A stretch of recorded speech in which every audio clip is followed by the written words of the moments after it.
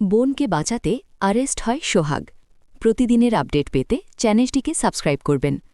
সোহাগ গ্রামে যাওয়ার জন্য মৌরাখির কাছে অনুমতি নিতে চাইলে মৌরাখি বলে, আমি অনুমতি না দিলে যাবে না তো? আমি চাই পয়লা বৈশাখে তুমি বাড়ির বাইরে যাবে না। তখন সূর্য বলে, সোহাগ মোমের অনুমতি না পেলে যাবে না, তাই আমি একাই চলে যাচ্ছি, আর সারা রাস্তা ড্রিঙ্ক করতে করতে গাড়ি চালাবো। এই কথা শুনে মৌরাখির মনে পড়ে ডাক্তার বলেছিল সূর্য নেশা করে, তাই জীবনে ঝুঁকি বেশি।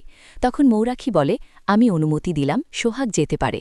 এদিকে সোহাগরা গ্রামের বাড়ি পৌঁছাতেই দিম্মা সূর্য আর সোহাগকে বরণ করে ঘরে তোলে এবং সোহাগকে নতুন শাড়ি ও সূর্যকে ধুতি পাঞ্জাবি দিলে সূর্য বলে, আমি তো ধুতি পরতে পারি না।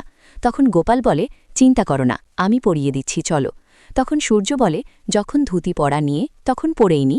এরপরে শালু সোহাগ ও সূর্যকে খাবার খেতে বললে সোহাগ বলে, আমরা একাই খাব না, সবাই একসাথে খেলে খাব। তখন সূর্যও বলে, একদম ঠিক, সবাই একসাথে না খেলে আমিও খাব না।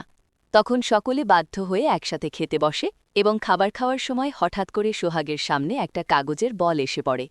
সেই বলে শিউলির নিয়ে লেখা থাকে, কিন্তু সোহাগ কাউকে কিছু জানায় না।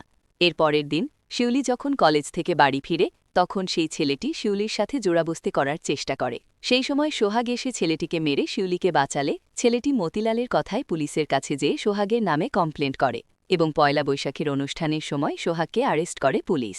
তো বন্ধুরা, ভিডিওটা ভালো লাগলে লাইক করবেন। ধন্যবাদ।